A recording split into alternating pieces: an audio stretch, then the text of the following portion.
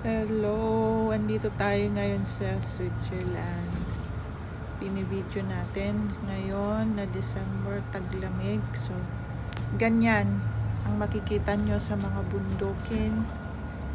Pero wala kasing snow ngayon. Pagka snowan, puro puti yan. Pero ngayon, walang snow. Pero malamig siya. Ha?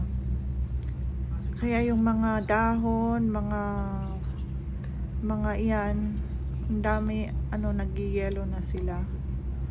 Ang daming dahon na nag-yellow. Buti nga hindi naglagas yung may mga dahon na hindi naglalagas sa dahon ng kahoy na hindi naglalagas sa ano ba yan? Winter. Pero yung tignan mo yung mga doon, grapes, plantasyon ng grapes, puro yellow na yung nila, dahon nila. Kasi tapos na kasi yung kasi usually